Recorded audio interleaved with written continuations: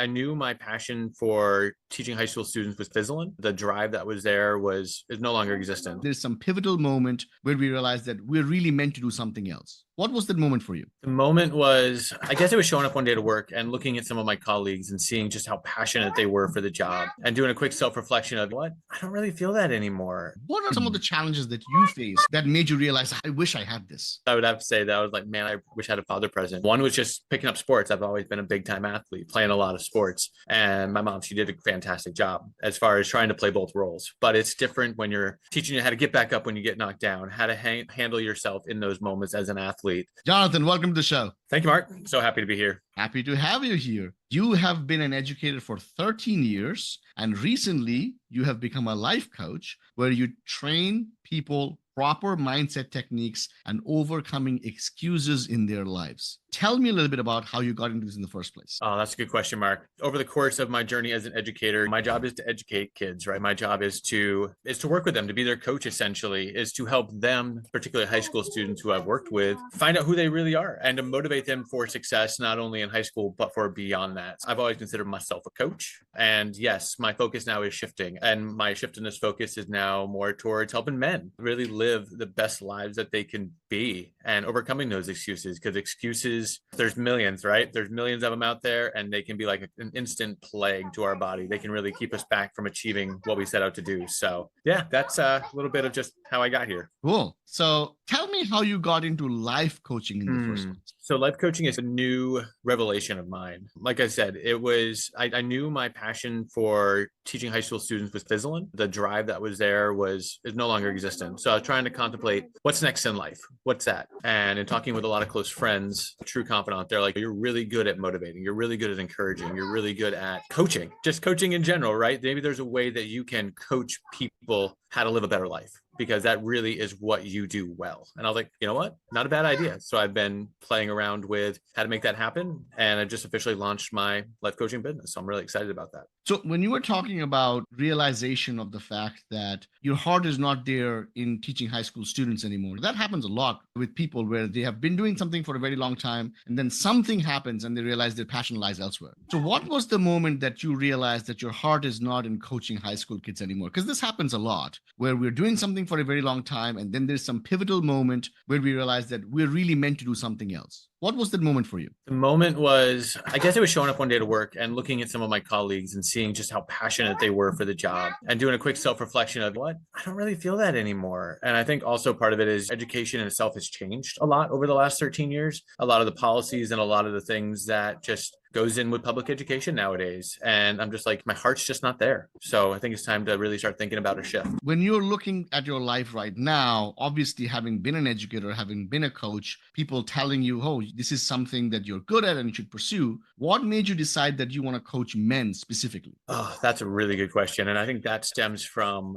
a lot of my past, to be honest. From my past, I grew up without a father figure in the house. And so I never really knew what it was like to be a man or to know the things that men typically know, because as boys, usually you look up to your father as your authority figure to teach you how to be a man. And I never had that growing up. And so part of it is I see a need out there for men nowadays. There's a lot of homes without men. A lot of my students live in either broken households or they live in ones without the father present. And I'm like, men need to step up. They need to get off the sidelines. They need to lead their families. So yes, that is how I got into life coaching men specifically. Yeah. So let's break that down, right? So you have a phase in your life where you are growing up without a father. There's an absence of somebody who can guide you, lead you. And now you are a father and you're realizing, oh my gosh, there's still a schism. There's a gap in society. But these are two different things. Let's talk about when you were growing up. What are some of the challenges that you faced that made you realize, I wish I had this? Yeah, there was a lot of times in my youth, I would have to say that I was like, man, I wish I had a father present. One was just picking up sports. I've always been a big time athlete, playing a lot of sports. And my mom, she did a fantastic job as far as trying to play both roles. But it's different when you're teaching you how to get back up when you get knocked down, how to handle yourself in those moments as an athlete. There are a lot of things that dads can teach there, and I never had it. And getting up into teenage years, you have how to approach girls, how to approach women, right? The whole idea of relationships, what a healthy relationship looks like, what a healthy marriage looks like. And even growing up, I was like, man, I really wish I had someone who could teach me, because I feared at that young age of, if I ever get married or have kids, how am I going to know what to do? But I do remember at the age of 12 talking with my mom and coming to her actually. And I was like, Mom, I got to tell you something. And she's like, what? I'm like, I got goals in life. She's like, oh, you do? I was like 12. And she's like, what are they? I'm like, one is to never get divorced. That was one of them. I said, two, always be a present father. And I was like, because those are the two things I feel like I lack. And those are the two things that I really want to provide in my life. So what was that like though? How did you fill that gap for yourself? Did you find other role models, or was it just something that you figured out as you went through? So it was more or less trying to find some role models. Some people, I was a big time like sports guy. So I did a lot of readings of different autobiographies, and I got sucked into, I found myself reading a lot of biographies related to guys that were also family men. So one of them, for instance, was Drew Brees. His story was phenomenal. He was a guy that was big in his faith. He was great at what he did, but he also was a big family man. He prioritized his family anytime he could get. And it was those kind of stories that helped me start to piece together what it was a true man should really be about. And obviously, that helped you in your own journey. Now that you're stepping into this next phase of your life, how do you want to be able to fill this gap for those who have the same gap that you had growing up? I want to let them know that they're not hopeless, because the statistics are real that are out there about men or boys that grow up in absent fathers. They are more likely to be in jail. They're more likely to battle with addiction. They're more likely to have poor relationships. And I want them to know that they don't have to be that statistic, that they can actually beat those odds, and that there's resources for them to help them get there. You talk a lot about excuses, and those are real because so many of us have gone through life, and so many of us go through everyday life, even today, making excuses for certain things that we ought to be doing that we are not doing. But then there's also a concept of reasons, right? And many of us have struggled with understanding, really, honestly, to ourselves, what is a reason or what is an excuse. So from a life coach perspective, if you're coaching somebody, how do you help them determine what is what? And that's a good question, because I think a reason a lot of times will have some evidence backed by it. I think that's a lot of it. It's the excuses that I find come up are just offhand. They're things that have no relation to anything, and they can't explain them. They can't explain why they're there. It's just, oh, I didn't want to do it today because the weather was bad. That's not an excuse. Or I didn't want to go out for a run because it was too cold. Those are excuses. Now, if you say, hey, I didn't want to go outside and run because I have exercise-induced asthma, it's okay. That's more of a reason, because if you go out and exercise in the cold, it's going to affect your lungs and it might throw you into an asthma attack. That's a reason. That's not really an excuse. It's being able to, it's like almost prod them when they come up with something that may seem like an excuse. It's like to clarify, why is that a barrier? Because if they can explain it and it makes sense, it's probably actually a good reason for it. Where if they can't explain it, yeah, it might just be more of an excuse that we got to work through and help them to overcome. Knowing me and myself, and sometimes the stories I spin in my own head, I don't want to admit something is an excuse. I really believe it's a reason. I don't want to go out because it's cold, because if I get cold, then I'll get sick. And if I get sick, then I won't be a good dad. How do you help someone really, without just telling them, listen, this is an excuse, shut up and do the work? Like, how do you actually work them through the problem? So to help someone work through that, you really want to get to the core of what the excuse is. It's okay. Usually it's not what it is. Usually when they bring up an excuse, that's not the real reason why they're avoiding the task or avoiding the activity. So it's being able to really talk to them about what's really the root here. What is the actual reason behind this barrier that's in front of you? Because rarely is it the actual excuse they're giving. It's usually not. Usually it's something deeper. So it's talking with them from a really relational standpoint and trying to understand who they are, where they're coming from, and get to that point where it's okay, I think I know what the real reason is. And then having a discussion over that and being like, okay, your fear or your excuse might be justified and rooted in this. Now we can work through it. Now we can come up with some proactive solutions to overcome it and to break through it. And it's going to be small steps, right? Most people who have to overcome a fear or something need to take small steps. It's not something you just get over in a day. I'm sorry, if you're someone who's afraid of heights like myself, you're not just going to shoot them up a 30-story building one day and have them look over the edge. It's not going to work. You're going to take small things to get them there to help overcome. When you look back at your own life and the struggles and the things that you've overcome, what is an example of something that you thought in a moment this was a reason and realized later it's an excuse? And then how did you work through it? Okay. So one example would definitely be, I talk a lot about the absent father, right? Because my dad left the scene when I was about 5. At the age of almost 30, at this point, I have two kids. I have two young kids. I have a son who is 4 years old, and I have a daughter who's almost two. And for the longest time, I told myself I didn't want my dad in the picture. I didn't want him in the picture. I had a lot of good reasons. I didn't want him in the picture because he only lived about an hour away. And it took having kids to realize the impact of forgiveness and the impact of family. And so it was actually my wife who challenged me. Should we reach out? I think we should reach out to your dad. And I think we should try to mend this because kids deserve family. They deserve grandparents. And are the reasons that we don't want them around just an excuse? Or else, so that kind of thing. It was really hard after a 25-year gap to reach out to a guy who had no parts of your life, even though living so close, to be like, hey, let's strike up a conversation. Let's see if we can at least just get in the same room and talk through some things and see what can materialize out of it. And I can say after almost 5 years, not only has the relationship been mended, that he's a full integral part of my family. He's a full integral part of his grandkids' lives. And it's truly looking back, being like, you know what, some of the reasons I gave for keeping him out were really just excuses that I hid behind the meaning of reasons. And they weren't. They were just excuses. Life coaching is something that is sometimes so broad that it's difficult for people to understand. Right.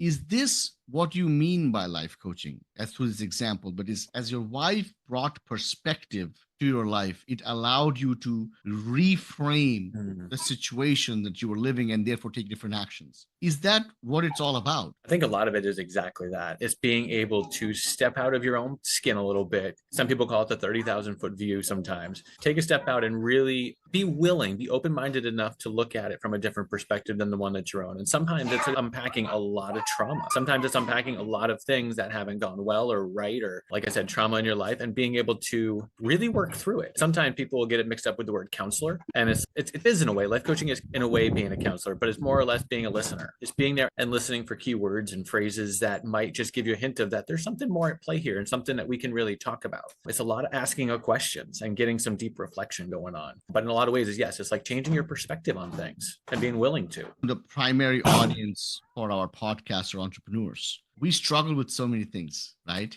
A lot of times, even if you're not an entrepreneur, logically, we know what we need to do. We dislike a job, we know what we need to do. We are not happy in a relationship, we know what we need to do. We're overweight, we know what we need to do. But the reason we don't end up taking action isn't necessarily because we lack the logical steps, it's mostly because of emotions. Yeah. So when you're working with your clients, how does that factor play in, and how do you go about overcoming that emotional block there is that's really stopping them from doing the tactical work of moving forward? That's a really good question. And a lot of it is being willing to acknowledge that the emotions are even there. I think a lot of times we like to suppress emotions. We like to not even admit that they're there, whether it's a feeling of anger or disappointment or fear. That's a big one that usually comes up, is a fear or a doubt of success, right? The fear of failure or the fear of success. And if you're going to be true leaders and entrepreneurs, you have to know that's a cost of being a leader, right? That if there is this fear sometimes of success or failure. Going back to the emotion part, like being willing to admit, like, I am fearful of failure, being willing to acknowledge it, to acknowledge that you feel it, but then to redirect that and to redirect it in a positive manner. So instead of suppressing, because a lot of times when we suppress emotion, they just build up, right? They build up and then they come out in ways that we don't want them to. They really just hold us back. But being able to, they call it thought, being able to take a thought, hold it captive, and redirect it in a positive manner. Because you can take almost any emotion from anything and be able to turn it in a positive way. A lot of people call that looking for that silver lining, but it's true. If you can take those fears, turn them and spin them a little bit, people are much more productive. They're much more effective at the jobs that they're doing. Can you give an example of that thought redirection that has worked for clients in the past, something that we're overcoming and weren't able to? Sure, absolutely. So one of them is, it's a simple fitness example. And it was a student of mine actually at the time. So this was not even in the life coaching world yet, but it's in the realm of education. It's a student who's working out and he has certain benchmarks that he's set for himself. He's certain goals that he's done. And he experiences an injury partway through his training cycle. And it created this mental block because he was afraid of re-injury.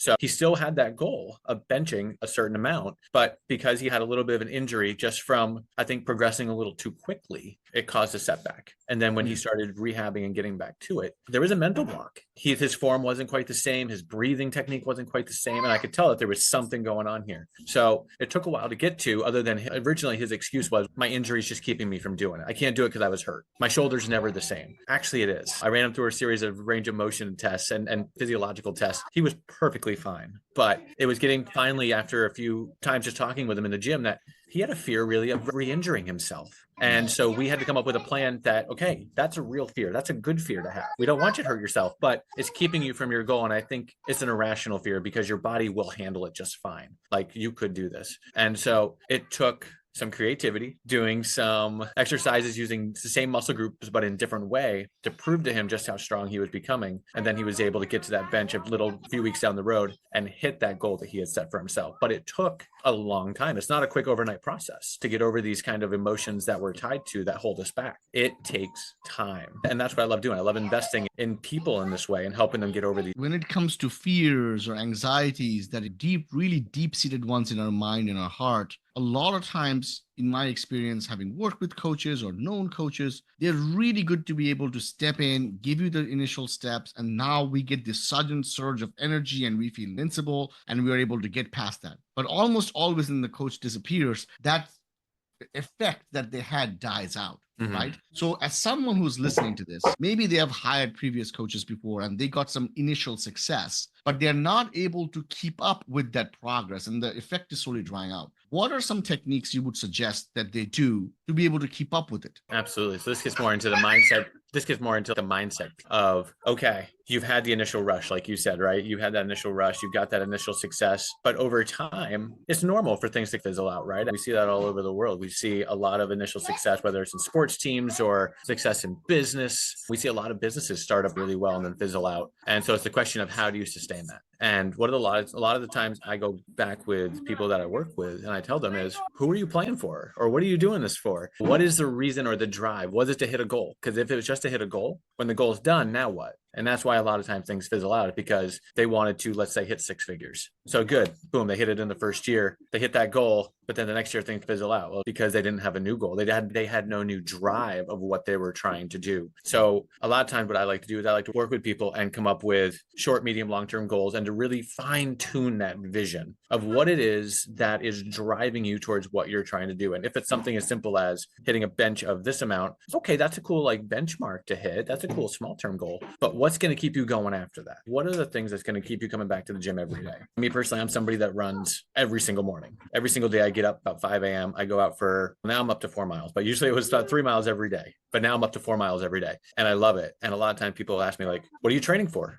Nothing. Oh, when's your next race? Haven't signed up for one. Then why are you doing that to yourself? I'm like, because it gets my mind set for the day. It boosts my metabolism. I know what it does physiologically. It gets my mind sharp, and it allows me to really, in my mind, think that I'm attacking and winning in a day. I said, but it's consistency too. There's so much here in the mindset piece, Mark. There really is that we could totally get into. But the first step is really figuring out what's that drive, what's that reason for you going after what you're going after. So let's talk about the mindset aspect of things. Almost always really successful people, not only there's a intellectual understanding of the task and why they're doing it, but there's also a connectedness with physical movement. And there's always running or exercising. In your life as a coach, not only in school, but also as a life coach, what is the connection and why does it work? Or is it just a coincidence? They can seem like a coincidence, can't they? But there really is that connectedness to just brain activity that goes on when you are exercising, the neurons that are firing, the connections that are being made. A lot of times kids will be like, I don't want to work out because I'm going to get tired after. You don't understand that exercise actually energizes you. When you're hitting those midday struggles, some of the best things you can do is simply just get your heart rate up for a few minutes because it re-energizes your brain, your body for the rest of the day. And it doesn't have to be an hour and a half long workout or a 10K run. It can be a 10-minute speed walk. It can be just getting up and moseying around your work office, whatever it is. But those type of things matter because they've studied this. They have studied this to no end, just the physiological impact of movement on success in the workplace and in the school systems. I advocated for a long time of having phys ed every day for all grades because I know what it does to test scores. I know what it does to performance in the classroom. I don't win that because we're not a core subject, but that's okay. So what happens if I actually cannot exercise? You signed up a client and maybe there's some disability, or maybe I'm not physically fit. I'm not in the best shape ever. I have reasons, I have excuses. How do you work through that problem? Absolutely. We get a lot of those of I could never run. I've got a bad knees. I could never do this. I'm just too overweight. And it's everybody's got a starting spot. Everybody's got a baseline. And figuring out what that is half the battle. It's just getting them to, okay, what can you do? Instead of saying what you can't, because I think that's the easiest thing that we can tell ourselves is I can't. And a lot of times I like to ask them, what can you do? Let's figure it out. Be honest. Like maybe it's getting off the couch and walking for 5 minutes a day, whatever it is, because your weight is so out of control and your blood pressure and these health issues. But it's good to be honest with yourself in that, because that at least gives you somewhere to start. And then from there, we can build off of that. We can take baby steps. It's progress by degrees. It's not something that's done making massive gains overnight. It's consistent small steps of progress. And in the case, like you said, of somebody who maybe is disabled, is really finding out what their goals are first, right? You want to know, okay, if you want to get more physically in shape and you're disabled in a certain way, let's be creative and figure out, again, what you can do in ways that we can modify so that you can be successful and you can still do things that are going to help you hit those goals that you have.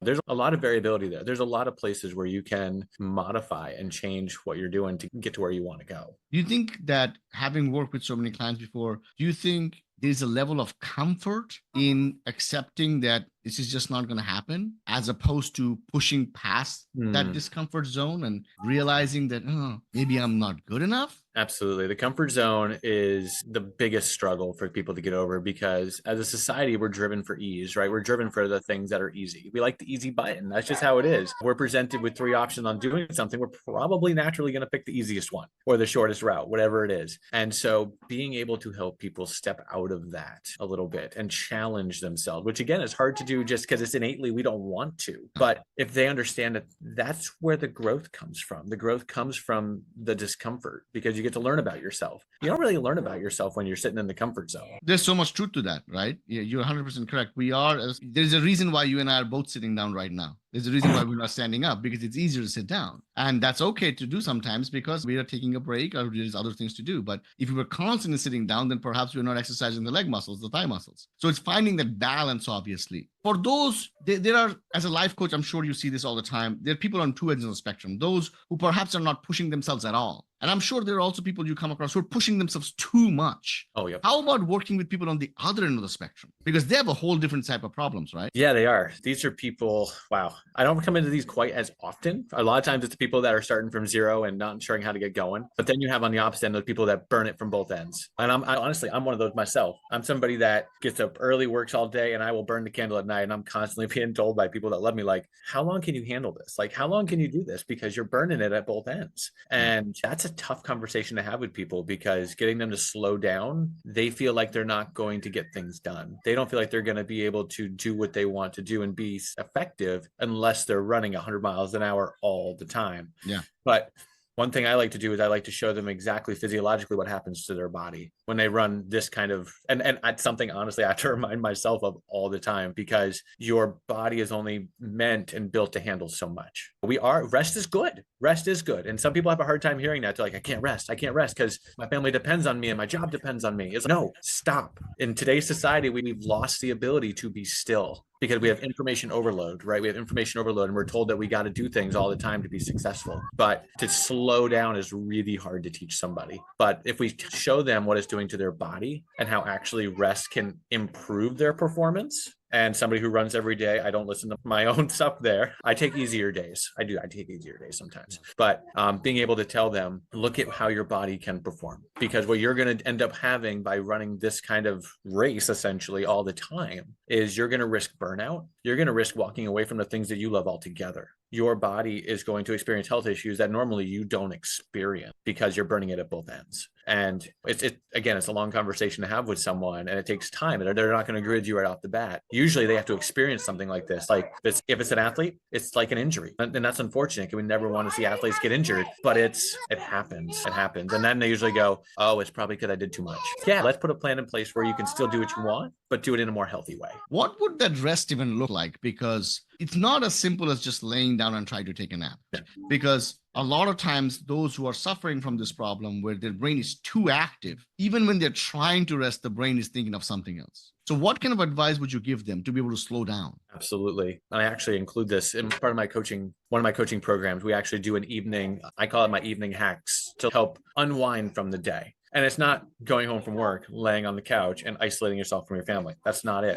But it's called limiting distractions. It's okay, putting your phone on do not disturb so that every time it rings or vibrates or pings, you don't have to feel the need to look at it. Because those are simple distractions. Those are keeping your brain going all night. It's something as simple as, oh, the last hour before bed, I'm going to put it away completely. And I'm going to focus on, maybe it's reading a book. Maybe it's spending the time with the people that are really close to you and loved ones, but it's taking time to even reflect just on the day. I think we just are so in go mode all the time that we don't get that opportunity or allow ourselves the opportunity to just decompress a little. There's power in reflection. There's power, because otherwise you're going to repeat maybe some of those things that you did that were not so good. So let's say, I'm trying to think of a good example on this. So let's say you had a tough day at work and there was something that came up, some challenge, but unless you're able to process through that at night or later on and think about, okay, what went wrong? How come it went wrong? And what can I do to improve on it? History is going to repeat itself. It's just how it is. So allowing yourself the opportunities at the end of the day to reflect is really helpful. And what would that reflection exercise look like? So it could look a lot of different ways. It could be journaling. It could be absolutely just be writing down how you're feeling, like what went on, how you were feeling in the moment. There's a lot of power in scribing. There really is. I personally am not a great scriber, but there's a lot of power in it because it allows you to basically take what's up here and put it here. And a lot of times I tell my clients I work with, getting it from here to here releases it from here. You're not holding on to it. You can actually let it go out of your mind, which is a big thing for a lot of people because a lot of people will hold it in and just let it fester and grow. So being able to do that is huge. Scribing is one of the big ones. Another way that I will work with people is just call up somebody, right? If writing's not your thing and just talking through things, like, do you have accountability partners in life? Do you have those close friends, those confidants that you can just vent to and pour into a little bit that are listening sounding boards who can give you some good sound wisdom and advice? So those are my first two ones that I usually go with. But if somebody comes to me and says, I don't like to write, I really don't have any family to talk to, I'll be like, why don't you talk to me? Because obviously there's something going on there. And that's why you need this. You need the coaching. I'm here. I'm going to listen. Just pour it out right now. And then we'll go from there. Absolutely. Having somebody to talk to who truly cares about you, that is invaluable. And unfortunately, sometimes I think that as well-meaning as family are, they can't replace the knowledge and the expertise an actual coach brings to it. I always encourage, even if you have loving, amazing family, consider getting a coach because they'll help you in a way that you just can't get through family sometimes. No, you can't. Yeah, no, it's absolutely. And I didn't mean to interject there, but a lot of times families are biased. A lot of times they're very subjective. And that's true. They're your family. They're supposed to be. You want them to be that way. But if you're really going to reflect and really be open to change, you need somebody who's objective. And that's why you need someone like a coach, like you're saying. Let's talk about again, going back to the other end of the spectrum where high achievers, right? High achievers, we're pushing ourselves. It's not good enough. I'm not good enough. I need to do more. I need to be doing more. I'm feeling burnout, right? And we talked about journaling. A lot of times when high achievers start to journal, they're journaling about the same thing, right? So almost now, not only these thoughts are in their head, now they're transcribing on a piece of paper and almost reinforcing what they're already thinking. So is there a technique to journaling for high achievers so that they don't just regurgitate that and make it worse? Mm-hmm. Absolutely. Absolutely. There's a couple of things we do. One is I usually have the person read the day before they start on the day of, because a lot of times that's what happens, right? If you look back even just a day and you see what you wrote, even if you're feeling the same thing, just reading it already once going, oh, I'm still there. Maybe now their journal becomes to why I still feel this way instead of, oh, I'm not feeling good enough. It's I'm still not feeling good enough because maybe this is why. So it's like reflecting on the day before. So I usually have them do that first. And then I usually have check-ins as well. Every couple of days with the coach, right? It's okay. Every couple of days, you've been journaling with me. You're just starting this out. What are you writing? And a lot of times them then going back and reflecting of, oh, I wrote the same thing 7 days in a row. Okay, let's unpack that a little bit then. Obviously that's something that's either bothering you or something we got to work through here. But a lot of times getting them to look back is actually really helpful. Yeah, that's very valuable. If I'm listening to this podcast and I'm thinking, I need somebody like Jonathan, I need somebody who can truly care about me, who can truly help me get to the next level, whether that be putting me up on steroids so that I can perform better, or putting me to sleep so I need to slow down and I take better care of myself, whichever one it is, how do they find you? How do they work with you? What's the process like? Okay. So because we just recently launched this, we're in the process of getting the word out, right? And Mark, that's one of the reasons why I so appreciate you bringing me on today is just you have a little bit of an opportunity just to get the word out of what we're doing, because I think there's a big need for it. And I think it can be really valuable for people.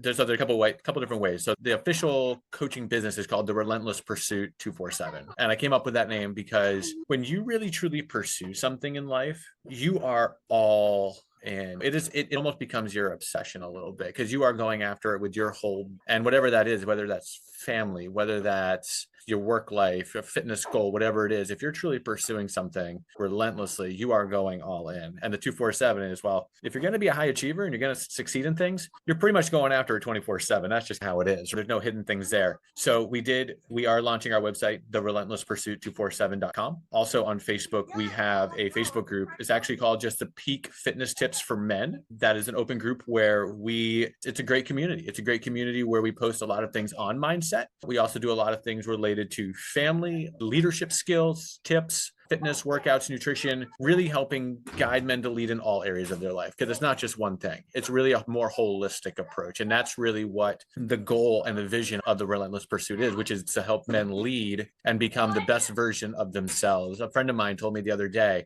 he used the phrase life without limits. And I'm like, where were you when I was coming up with names? Because that's phenomenal. I'm like, I'm gonna take that as the tagline, like truly, because it's experiencing life without limits. That's what we want to empower men to do, is step into that call of leaders that truly is their calling and to lead in all areas of their life without limits. I love it, Jonathan. There are so many of us who go through certain experiences in life. Some of us allow those experiences to shape us negatively. You are somebody who has gone through certain experiences in life and used that to not only positively shape your life, countless students that you have helped as an educator, and now moving into a different phase in life where you're looking to lead men so that they can perhaps grow up and become better fathers, better dads, better husbands, better leaders in the community. Mm-hmm. So hats off to you. Thank you for being on the show. Thank you for sharing your wisdom. And I hope to talk to you soon again. Any last words for our audience? No, not really. Other than, Mark, I really just appreciate the opportunity. It's been great just to finally start getting the word out. And you know what? Let's go. Love it. Love it. Thank you so much.